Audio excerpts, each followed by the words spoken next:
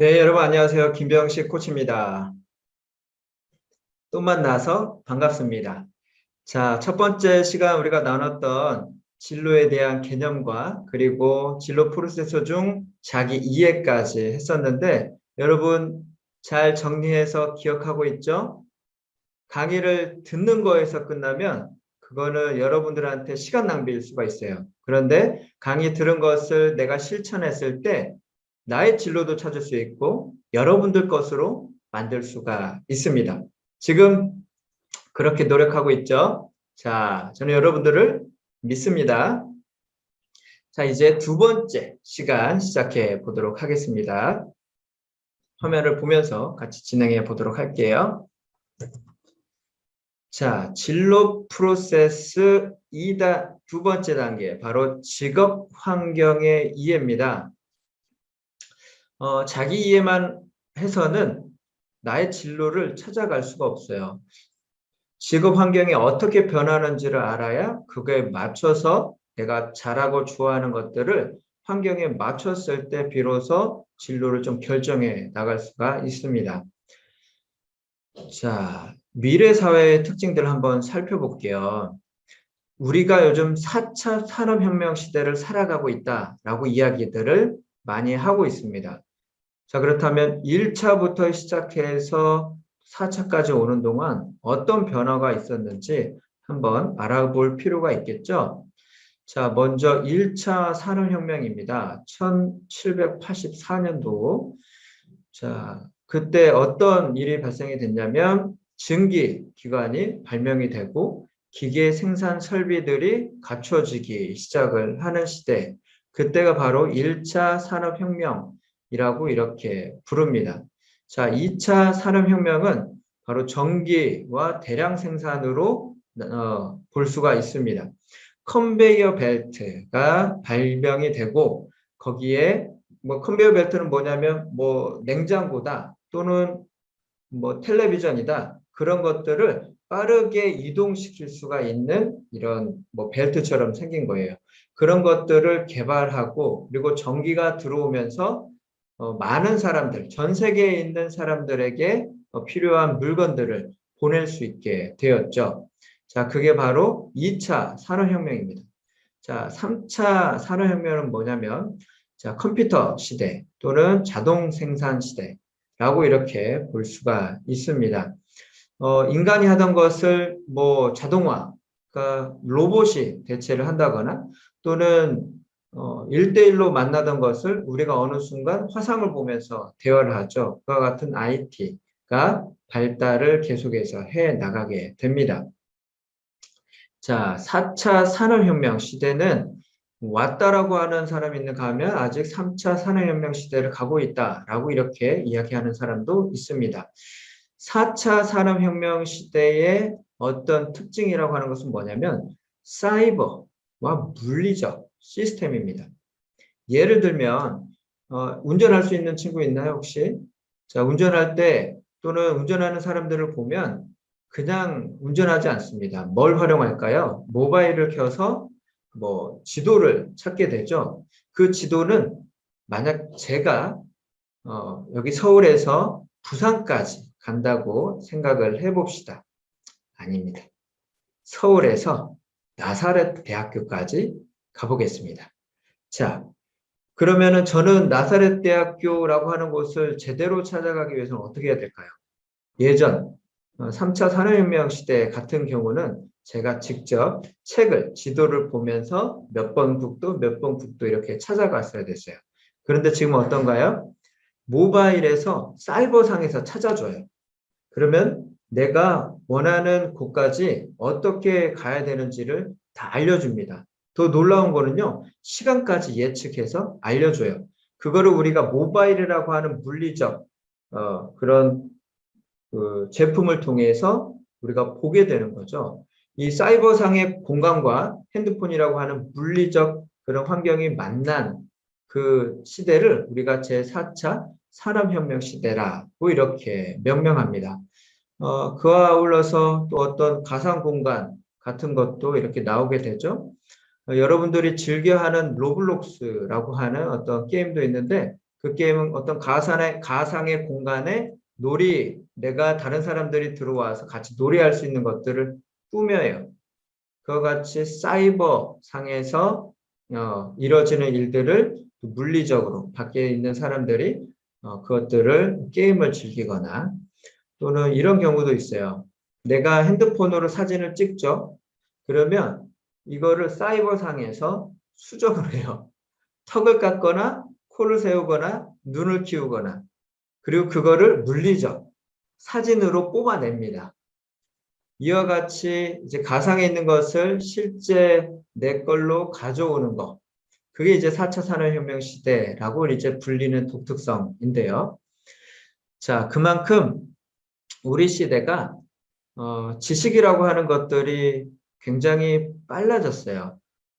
그 얘기는 뭐냐면 앞으로 계속해서 미래 사회는 지식 기반의 시대가 될 거고 그리고 지식의 주기도 굉장히 짧아지게 될 겁니다. 여기 보면 예전 농경 사회에서는 지식이라고 하는 게 3000년이라는 시간 동안 존속이 됐어요. 근데 산업 사회에 들어서는 그 지식이라고 하는 게 300년, 정보화 시대는 30년, 그리고 스마트 시대를 살아가는 현재는 3년에서 최근에는 1년 반까지 줄어들었어요. 제가 학교에 다닐 때는요, 여러분 그 지구에 있는 행성계 보면은 수금지와 목토, 천해, 명왕성까지를 이제 지구에서 가까운 행성계라고 이렇게 불렀죠. 근데 지금 이 명왕성은 수금지와 목토, 천해, 명왕성은 이 행성에 속하지가 않고 그냥 별이다라고 이렇게 명명을 바꿨습니다. 제 시대에는 맞았던 것이 여러분이 살아가고 있는 시대에는 틀린 것이 되어버린 거예요. 그만큼 개인 지식이 굉장히 짧아졌습니다. 왜냐하면 월드와이드, 세계에 있는 지식들이 인터넷이라고 하는 환경을 통해서 굉장히 가까워졌어요. 그거는 훨씬 더 앞으로는 가까워지고 지식도 짧아지게 될 겁니다. 이런 시대를 우리가 지금 살아가고 있어요. 사실 혼돈의 시대죠. 뭐가 맞고 뭐가 틀린지 잘 모르는 시대입니다. 그래서 필요한 게 뭐냐면 여러분들이 생각하고 그리고 결정하고 있는 것에 대한 어떤 확신들이 굉장히 필요합니다. 그 확신은 어떤 근거가 기반이 되어야겠죠. 자, 앞으로 미래 또 사회에는 이와 같은 특징들이 있습니다. 초등학교에 들어가는 아이들 65%가 존재하지 않는 새로운 형태의 직업을 갖게 된다고 하는 거죠. 그리고 노동시장에서 710만 개의 일자리가 없어지고 200만 개의 새로운 일자리들이 생겨나게 될 겁니다. 새로운 일자리들의 특징을 봤더니 컴퓨터나 수학, 건축, 엔지니어링과 같은 분야들이었어요. 그럼 알고리즘, 아마존 또는 페이스북, 구글 이와 같은 회사들은 컴퓨터 회사이긴 하지만 핵심적인 그런 영역이 뭐냐면 바로 수학 분야예요.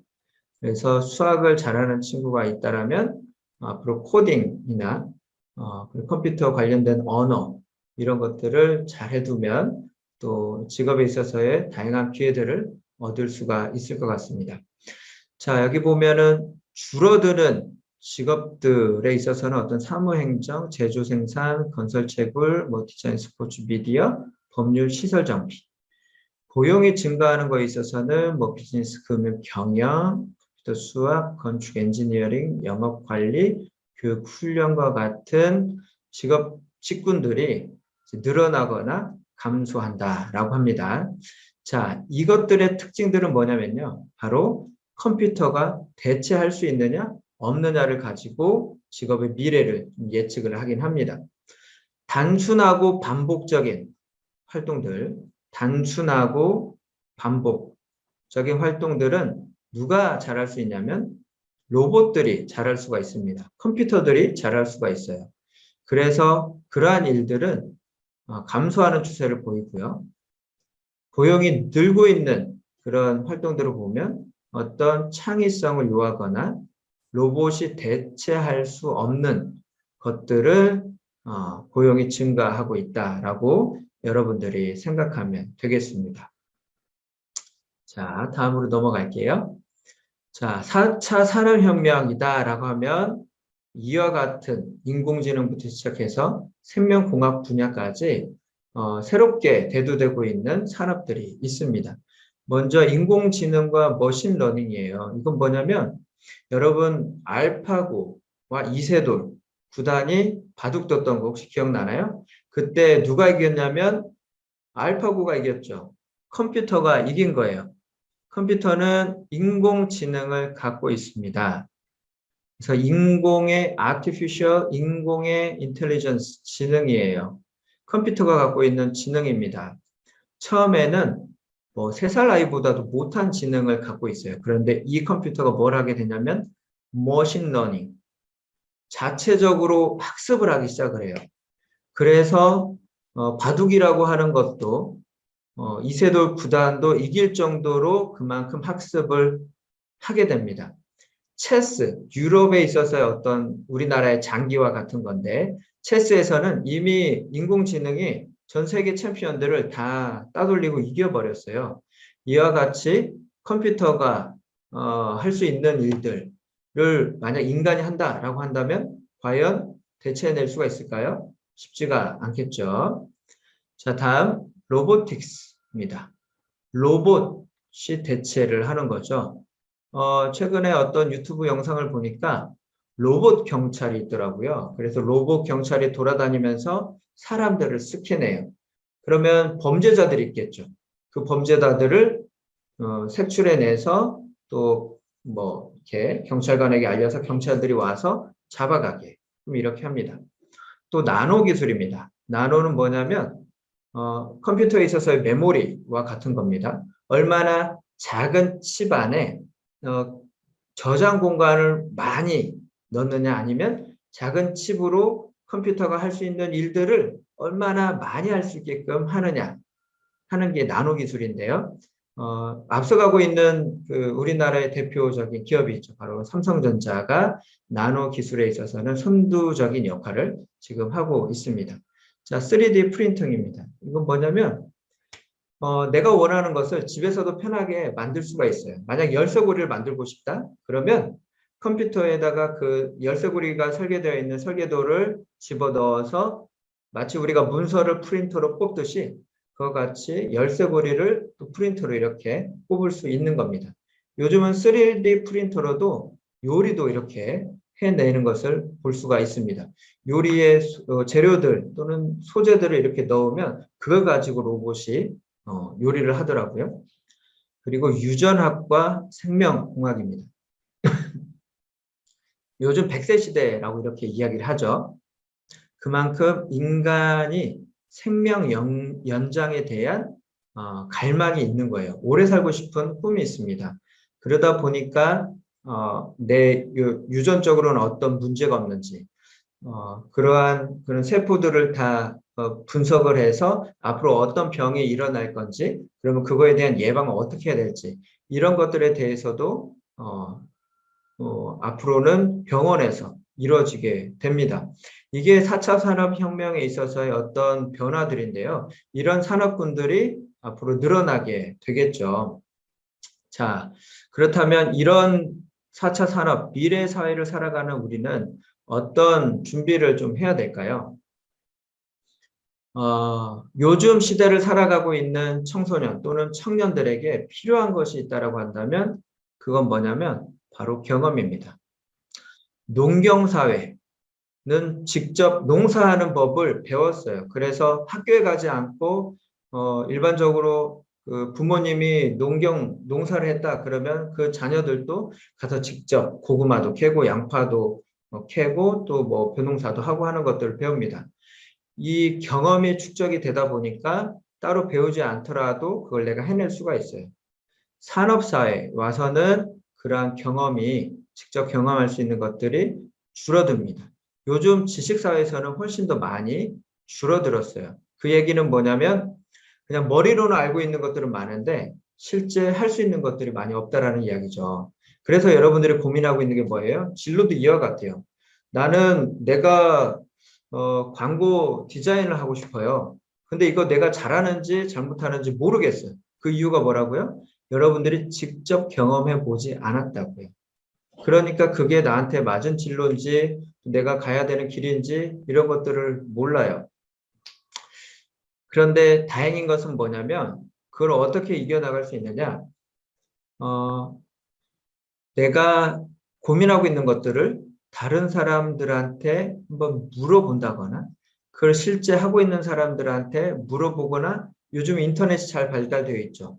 그 인터넷을 통해서 정보를 계속해서 축적을 하는 겁니다. 그 정보들이 모이면 그것을 발견하고 분석해서 과연 나한테 어울리는 진로는 어떤 거고 내가 어떤 문제가 생겼을 때 어떻게 그 문제를 해결해 나갈까? 이와 같이 문제 해결 능력을 기르는 것이 미래 사회에서 요구되는 어떤 하나의 역량이 돼요.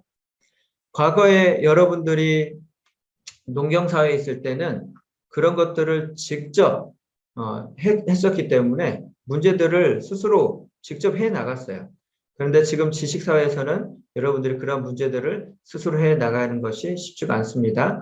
얼마나 많은 사람들이 자기의 문제 또는 다른 사람들의 문제 또는 회사에서 일어나는 문제들을 잘 발견하고 분석해서 그거를 다룰 수 있느냐 그 능력을 미래사회에서는 요구하고 있습니다. 이 능력이 컴퓨터도 대체할 수 없는 능력이에요.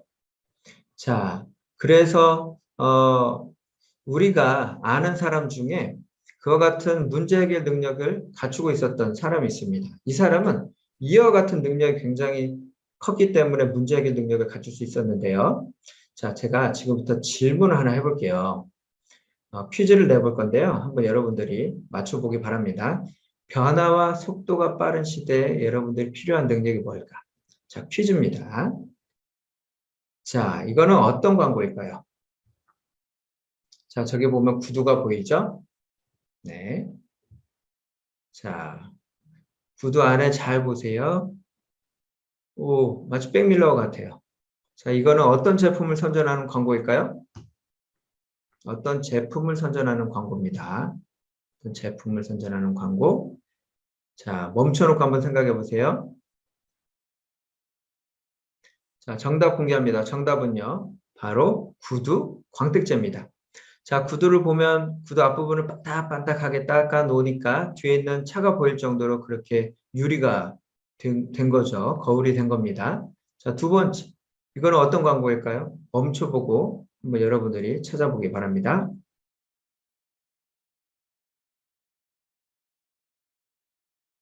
자, 이 광고는요, 바로 순간 접착제입니다. 손을 이게 접착제로 이렇게 붙여놓으니까 뗄 수가 없어요. 마치 수갑과 같은 역할을 하는 거죠. 자, 마지막 광고입니다. 맞춰보시죠.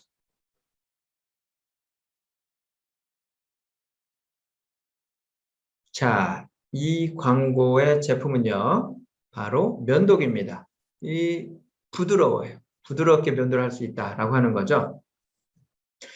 자, 이와 같은 광고를 우리가 뭐라고 부르냐면 창의적인 광고다라고 하는데, 자, 여기 보면 아이팟이 보이죠. 그리고 핸드폰이 보여요.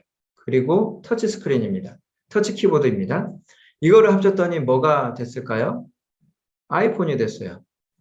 자, 창의성은요, 연결하는 거예요. 이 말을 누가 했냐면 바로 스티브 잡스가 이야기했습니다. 창의성, 창조성은 사물들을 연결하는 거다라고 이야기를 했어요. 자, 마찬가지로 여러분들이 미래 사회에 유망한 직업 분야들이 있습니다. 자, 여기 보이는 것처럼 관광부터 시작해서 항공, 우주, 의료, 상담, 심리, 빅데이터, 고령화, 음식, 복지, 다문화, 다양한 미래의 유망한 분야들이 있어요. 그런데 저는 유치원 선생님이 되고 싶은데요. 그건 따로 없나요? 라고 이렇게 물어보는 친구들이 있을 수도 있을 것 같아요. 자, 그렇다면 이렇게 생각해 볼 수가 있어요. 여러분들만의 어떤 직업을 한번 만들어 보는 거예요.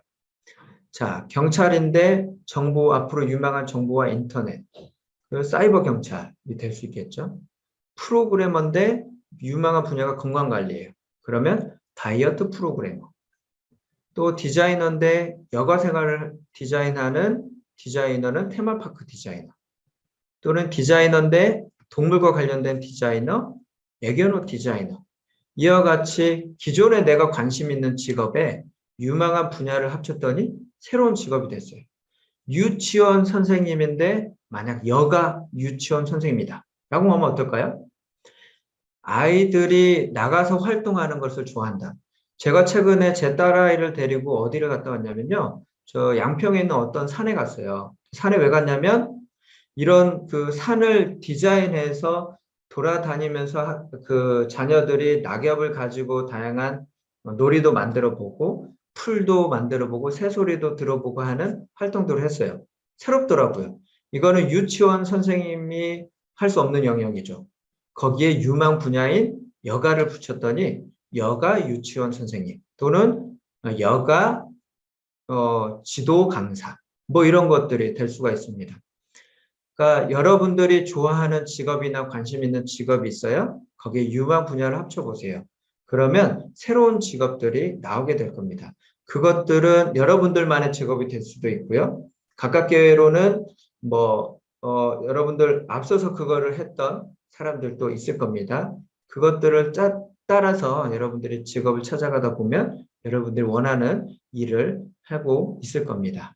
자, 내가 만든 미래사회 직업, 관심 있는 직업과 유망 분야도 한번 합쳐보기 바랍니다. 자, 한번 중요한 개념들이 조금 마무리가 됐어요. 자기 이해, 나의 강점, 그리고 내가 좋아하는 거, 내가 올바르다라고 생각하는 것들, 그런 것들 한번 고민해보고, 그 다음에 직업적인 환경, 앞으로 미래사회에 필요한 능력이 문제 해결 능력이라고 하는데 또 앞으로는 다양한 유망한 분야들이 있는데 내가 잘하고 좋아하는 것과 유망 분야 합칠 수 있는 것들이 어떤 게 있을까를 한번 잠깐 멈추고 여러분이 느낀 점이나 깨달은 점 그런 것들을 한번 생각해 봅시다. 이런 것들 한번 나중에 제가 공유를 해볼 거예요. 자, 멈추고 한번 한 3분 정도 정리해보고 그 다음으로 넘어갈게요. 자, 여러분들 어떻게 생각해 보았나요? 자, 여러분들이 생각한 것들이 제대로 된 생각인지 아닌지를 확인할 수 있는 방법이 있습니다.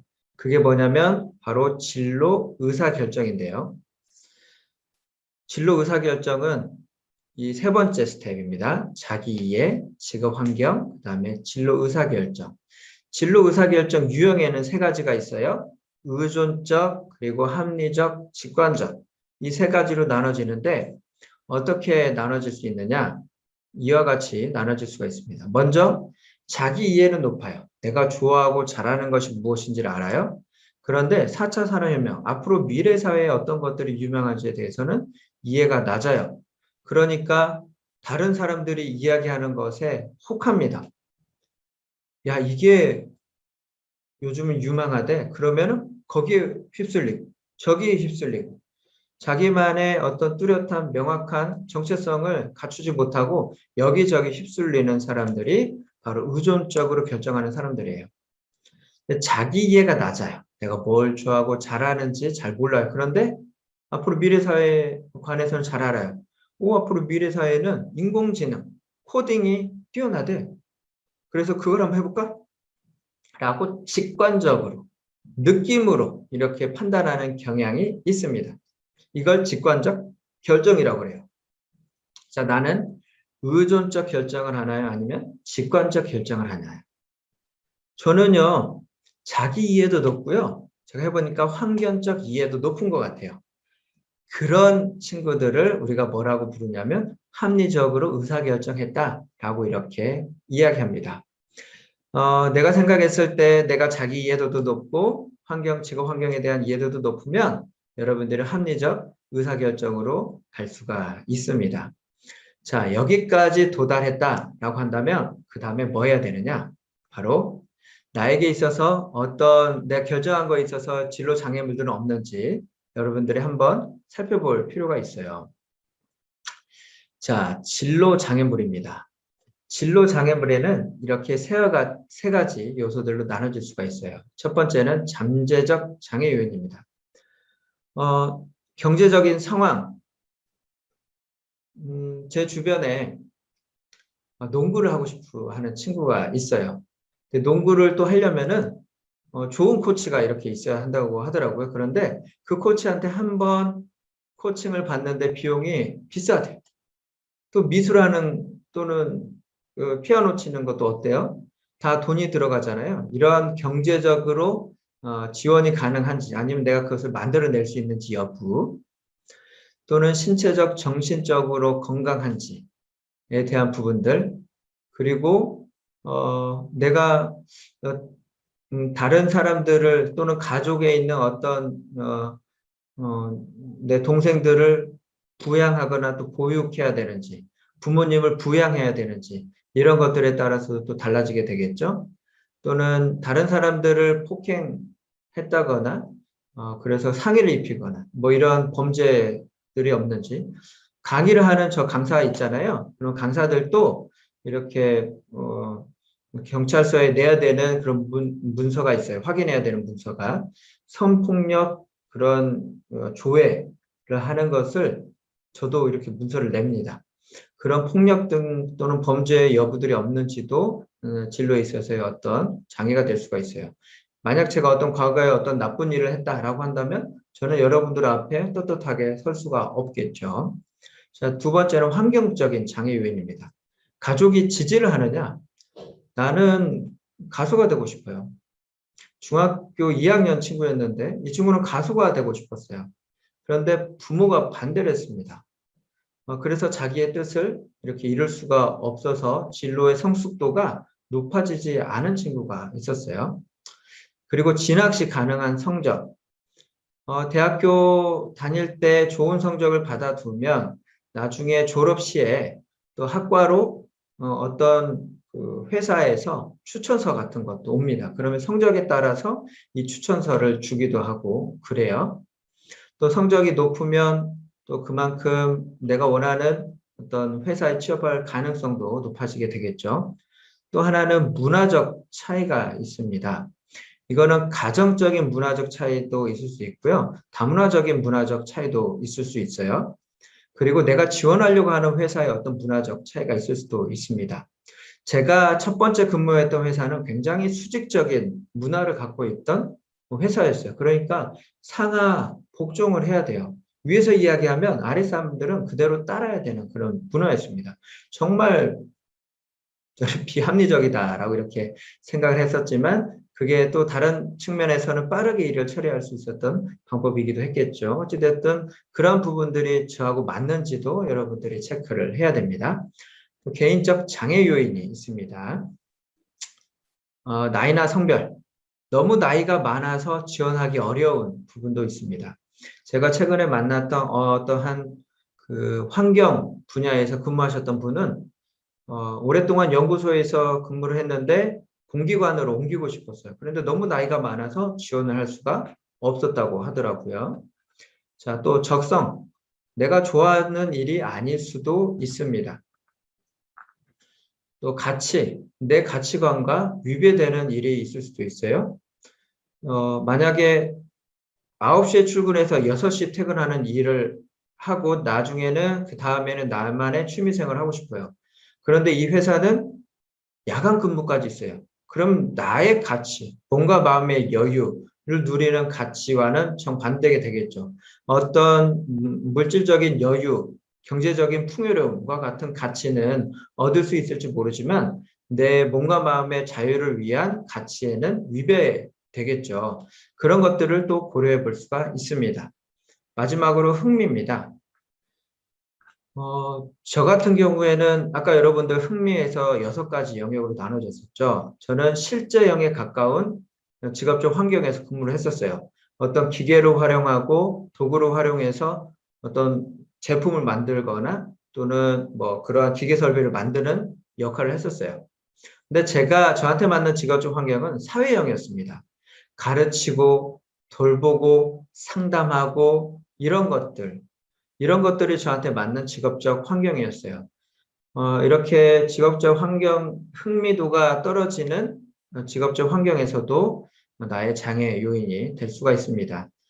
이런 것들을 여러분들이 잘 고려를 해보고 해결 방안이 있으면 그런 것들을 해결해 나가면서 나의 진로들을 잘 정리해 나갈 필요가 있습니다. 자, 여기까지 진로 장애물들 여러분들이 잘 넘어왔다라고 한다면, 자, 이제 마지막입니다. 진로 로드맵을 그리면 되겠습니다. 내가 무엇을 잘하는지 알았어요. 그리고 앞으로 미래 사회는 이런 것들이 필요한지도 알았어요. 자, 그럼 한 가지 예를 들어서 제가 설명을 해보겠습니다. 저는 요리하는 거에 취미가 있어요. 도구 활용하는 걸 굉장히 잘합니다. 실제형에 가깝죠. 그리고 다양한 물건들을 잘 이렇게 화합을 해요. 그럼 어떤 자연치능, 그러니까 요리에 필요한 어떤 식자재 또는 도구 이런 것들을 잘 활용합니다. 그러면 이 친구들은 자연지능과 신체운동지능이 뛰어난 친구일 확률이 높습니다. 그리고 또 흥미도에 있어서 다른 사람들에 대한 어떤 그 서비스, 이런 것들, 음식 서비스에 대한 그런 부분들도 있어요. 그런 친구들이 직업 환경으로 넘어갑니다. 미래 사회 보니까 반복, 단순한 직업들은 금방 없어진다라고 이야기했잖아요. 어떤 것들이냐면 대표적으로 그 맥도날드나 KFC 이런 레스토랑 그런 데 가면은 반복 단순한 작업들이 있어요. 패티를 올리거나 야채를 올리거나 이런 일들은 금방 로봇으로 대체될 수가 있습니다. 근데 요리사는 어때요? 만드는 요리사마다 그 맛이 다 달라요. 또 여러분들만의 독창적인 창의적인 생각으로 레시피를 만들었어요. 그럼 그거는 앞으로 살아남을 수 있는 미래 사회에서 살아남을 수 있는 직업이 되겠죠. 요리사도 저는 미래 사회에 살아남을 수 있는 그런 직업이라고 봅니다. 그러면 자기 이해도도 높고 직업 환경에 대한 이해도가 높으면 진로 의사결정에 있어서는 합리적 유형이다라고 이렇게 봅니다. 그래서 진로 장애는 없는지 이렇게 살펴봐요. 어떤 문화적 차이는 없는지, 경제적으로 지원하는 부분은 없는지, 보육이나 양육 뭐 이러한 부분들은 없는지, 흥미도, 적성, 가치는 맞는지 이런 부분들까지 다 고려했다라고 한다면 이제 그 일을 여러분들이 실천하기만 하면 되는 거예요. 뭐를 통해서? 목표를 세워서요. 그게 마지막 진로 로드맵입니다. 그래서 여러분들이 최종적으로 선택을 할 수 있어야 돼요. 자, 이 길이 나한테 맞는지 안 맞는지를 여러분들이 선택해야 돼요. 우리는 지금까지 계속해서 선택을 해오면서 살아왔습니다. 여러분들 지금 학교 생활하는 것도 여러분들이 선택을 하면서 선택을 했기 때문에 여러분들이 지금 학교에 다니고 있는 거고 지금 과목을 수강하고 있는 거고 지금 저와 만나서 강의를 듣고 있는 겁니다. 자, 그러한 선택을 통해서 앞으로 1년 후, 2년 후, 3년 후에는 어떤 일들을 해결하고 싶은지를 여러분들이 목표를 세워야 돼요. 자, 앞으로 졸업이 얼마 남지 않았어요. 자, 그런 목표를 1년 안에 자격증 따기라고 이렇게 적어봅시다. 목표 달성을 위해서 시도해 볼 것은 자격증 시험을 위해서 온라인 강의를 듣는다거나 또는 교재를 본다거나 하는 것들을 시도해 볼 수 있겠죠. 그리고 목표 달성을 위해서 필요한 습관. 인간은요, 한없이 늘어지고 싶은 게 인간의 마음이에요. 그래서 습관으로 만들어 놓지 않으면 내가 원하는 목표를 달성할 수가 없습니다. 그래서 하루에 시간을 정해서 문제를 푼다거나 강의를 들어요. 그렇게 시간표 작성을 하는 거죠. 이와 같이 1년에 달성한 목표, 2년째 달성한 목표, 3년째 달성한 목표를 작성하면 좋은데 우선은 1년만 해보세요. 1년도 해결이 안 되는데 어떻게 2년차, 3년차의 일들을 목표를 세울 수가 있겠어요. 그죠? 우선 대략적으로 1, 2, 3년의 목표를 세우고 목표 달성을 위해 시도해보고 그 다음에 달성을 위해서 필요한 습관 1년까지만 여러분들이 해보기 바랍니다. 그리고 그거를 꾸준히 하세요. 그러면 어느새 여러분들이 원하는 모습에 다가가 있을 겁니다. 자, 그래서 정말 마지막으로 필요한 거, 여러분들이 진로를 위해서 정말 마지막으로 필요한 게 그게 뭐냐면 바로 실천하기. 머릿속으로만 여러분이 상상으로만 한다면 그냥 그 상상으로만, 꿈으로만 남을 수밖에 없어요. 그걸 내가 직접 로드맵을 그리고 실천했을 때 그 꿈이 여러분들 실천된 계획으로 될 수가 있습니다. 자, 그것들을 실천하기 위해서 필요한 역량이 있습니다. 계획된 우연이라고 하는 건데요. 이 5가지 짧게 이야기하고 마무리하도록 하겠습니다. 미국의 진로 심리학자인 존 크럼볼츠라고 하는 학자가 있어요. 그 사람이 발표한 건데, 진로를 찾아가는 데 있어서 어렸을 때부터 내가 원했던 그 진로대로 살아가고 있는 사람이 전체 20%밖에 되지 않는다라고 하는 겁니다. 저도 제가 학교 사회복지사 선생님들을 대상으로 강의를 하고 있었을 때 한번 여쭤봤어요. 혹시 이 중에 청소년 시기에 가졌던 사회복지사의 꿈을 지금 이루고 계신 분 손 한번 들어주세요. 라고 했는데 20명 중에 5분만 손들더라고. 25% 정도 이렇게 나오는 거죠. 자, 이렇게 그 나의 진로, 직업은요. 내가 원한다고 해서 그것을 이루는 게 아니라 어떤 다양한 상황들을 겪으면서 하지만 그 상황들을 겪을 때 다양한 역량들을 가지고 나아갈 때 여러분의 진로를 또 찾을 수가 있습니다. 5가지가 있는데요. 첫 번째는 호기심입니다. 여러분들 호기심이라고 하는 게 어느 때 생기느냐? 내가 알고 있는 것에서 조금 어려울 때 생기는 거예요. 여러분들이 관심 있는 일이 있어요? 그것보다 조금 더 어려운 노력을 해보세요. 그럼 거기에 호기심이라고 하는 게 생깁니다. 끈기입니다. 끈기는 내가 포기하지 않고 내가 원하는 게 있으면 그것을 이루기 위해서 노력하는 것. 그런 끈기. 세 번째, 유연성. 다양한 상황이나 환경들이 나타나면 갑자기 멈춰버리는 경우들이 있어요. 그렇지 않고 그러한 상황들에 있어서 유연하게 대처할 수 있는 능력, 낙관성은 앞으로의 일들이 잘 될 거다라고 하는 그런 마음가짐, 그리고 위험 감수는 조금 어렵더라도 새로운 가능성이나 미래를 위해서 내가 도전해 보는 거예요. 그 위험 감수. 이 5가지가 바로 계획된 우연입니다. 여러분들이 원하는 진로가 나왔으면 이 5가지 계획된 우연들을 가지고 한번 실천을 꾸준히 해보세요. 그러면 어느새 여러분들이 진짜 원하고 좋아하고 잘하는 일에서 여러분들의 역량을 충분히 발휘하고 있을 겁니다. 자, 여러분들 이렇게 해서 강의 마치도록 하겠습니다. 진로에 대해서 고생 많았고요. 여러분 만남을 통해서 계속 진로에 대한 도움 드리도록 하겠습니다. 감사합니다.